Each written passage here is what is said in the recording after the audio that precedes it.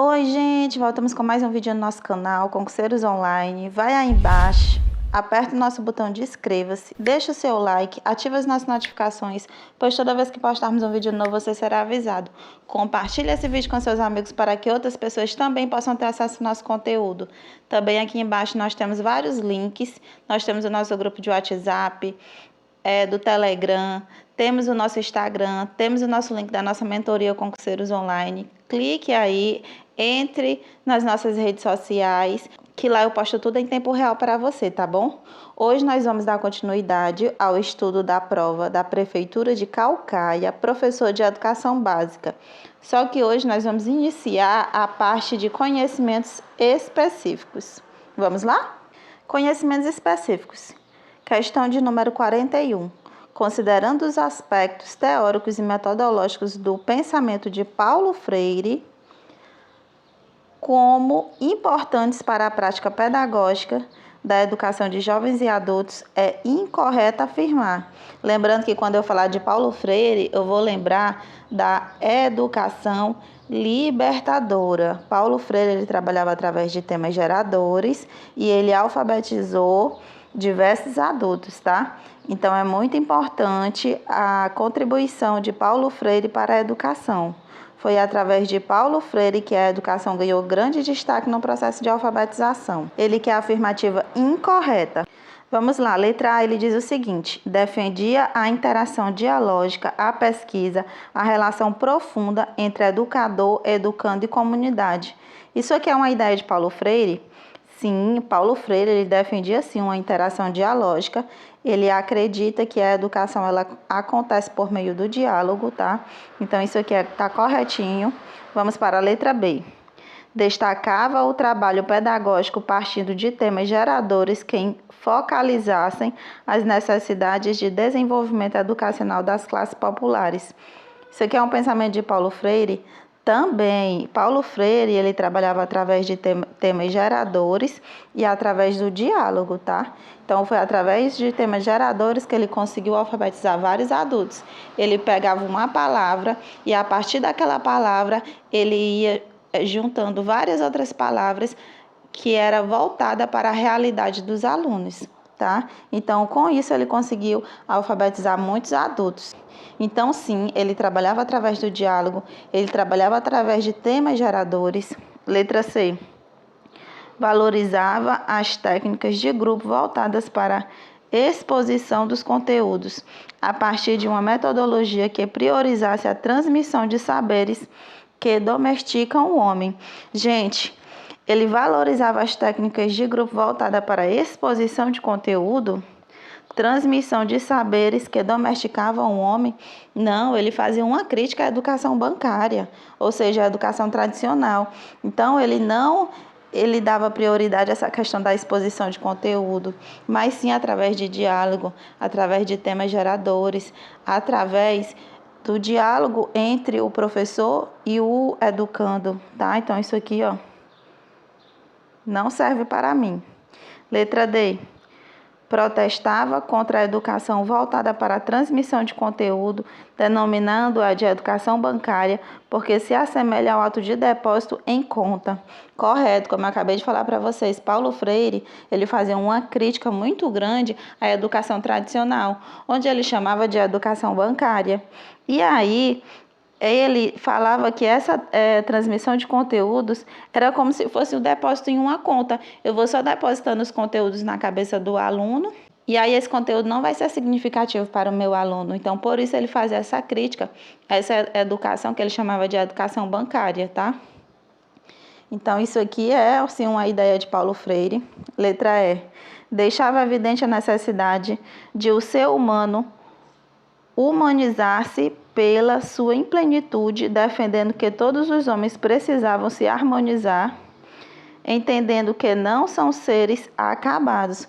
Ou seja, para ele, o conhecimento ele não era acabado. O conhecimento era algo que ia fazer com que esse meu aluno ele fosse inserido na sociedade, ele se tornasse um ser crítico, um ser pensante, um ser que pudesse fazer diferença na sua vida social. Então, por isso que ele trabalhava através pegava aquilo que o aluno conhecia, através do conhecimento que o aluno tinha, e ele trabalhava através de temas geradores, que era de acordo com a realidade das pessoas que ele estava alfabetizando. Então, isso aqui também é muito importante, é sim uma ideia de Paulo Freire. Então, a nossa resposta só pode ser a letra C, quando ele fala que ele valorizava as técnicas de grupo voltadas para a exposição de conteúdos e transmissão de saberes que domesticavam o homem. Não, gente, Paulo Freire não pensava dessa forma. Como eu já falei para vocês, ele fazia uma crítica à educação tradicional e chamava ela de educação bancária. Então, a resposta da nossa questão só pode ser a letra C. Ok? Vamos para a questão de número 42.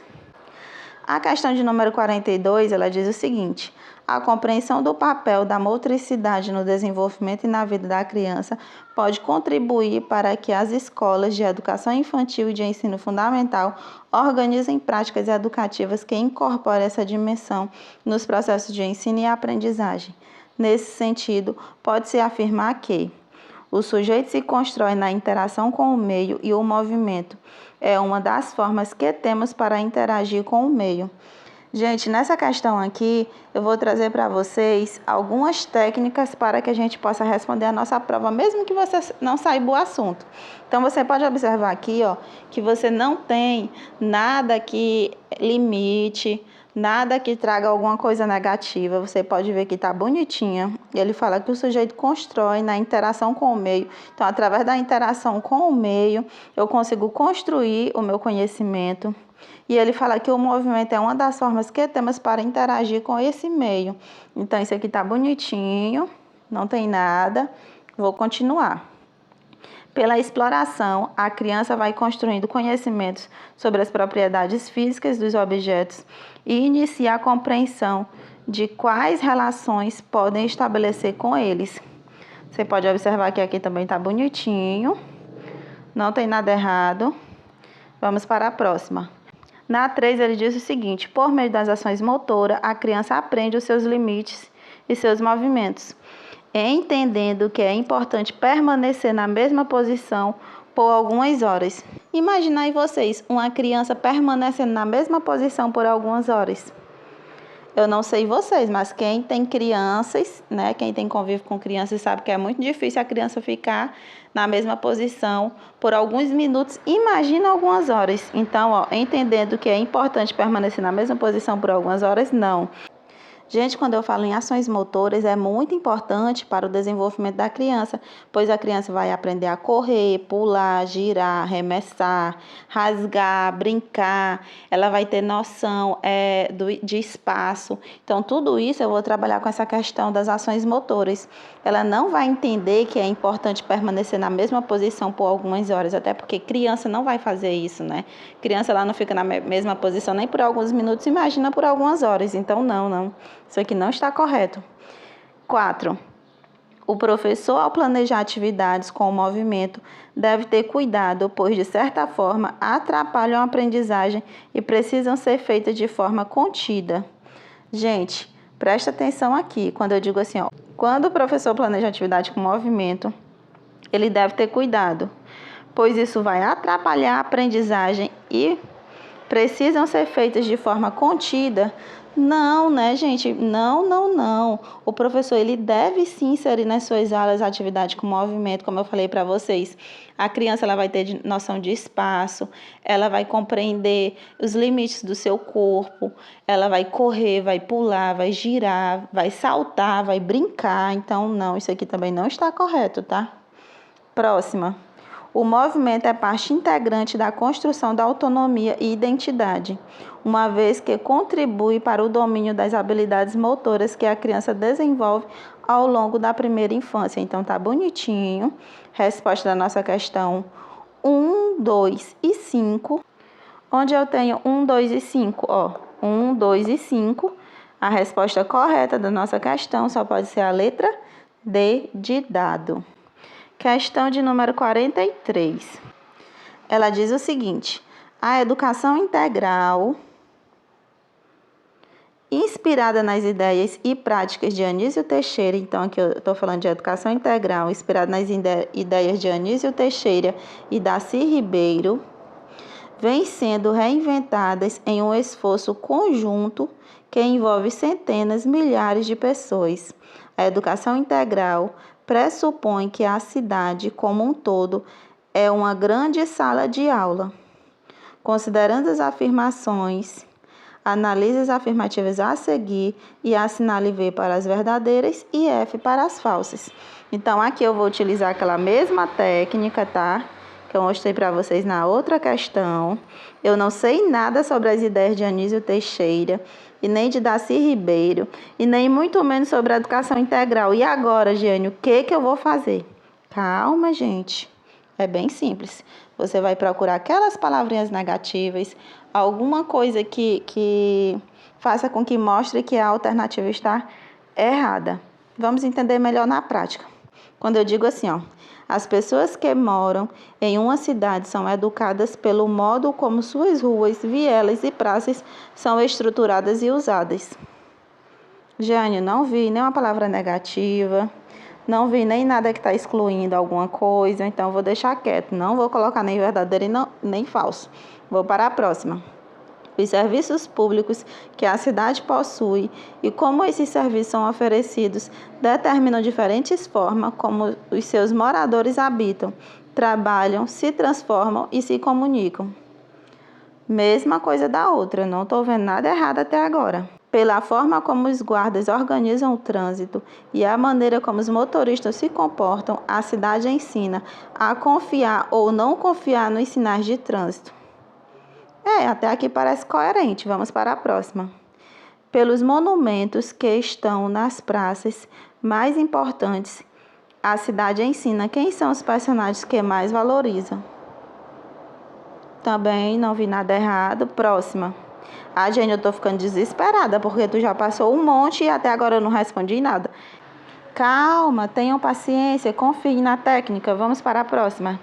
A liberação da propaganda do álcool e dos cigarros é um exemplo de ação proativa dos cidadãos em defesa de seus semelhantes e das novas gerações. Opa! Isso aqui tem sentido com a minha prática? Quer dizer que se eu fizer a liberação com propaganda do álcool e do cigarro, é um exemplo de ação proativa? Ou é um exemplo de ação negativa? Então, gente, propaganda do álcool e cigarro, não, né? Numa cidade não é muito legal, não é muito bem visto. Então, aqui só pode ser falso. Próxima. O diálogo é ineficaz na implementação de políticas socioculturais que, além de reconhecer as diferenças, promovam a igualdade e estimulem os ambientes de troca. O diálogo é ineficaz? Se é através do diálogo que eu consigo resolver várias coisas na minha vida, no meu cotidiano, como é que o diálogo é ineficaz? Então, eu vou procurar onde tem as duas últimas como falsa.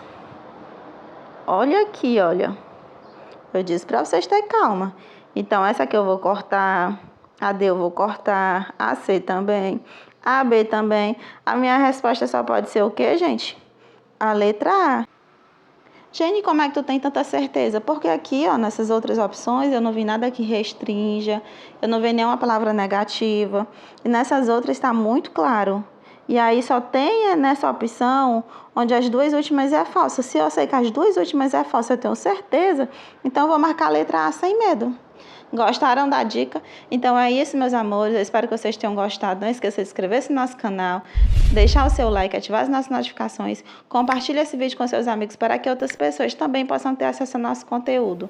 Se você ainda não conhece a nossa mentoria Concurseiros Online, entre em contato conosco. Lá você vai ter um acompanhamento personalizado, diferenciado, de acordo com o tempo que você tem para estudar. Aqui embaixo também nós temos vários links na descrição desse vídeo. Entre no nosso grupo do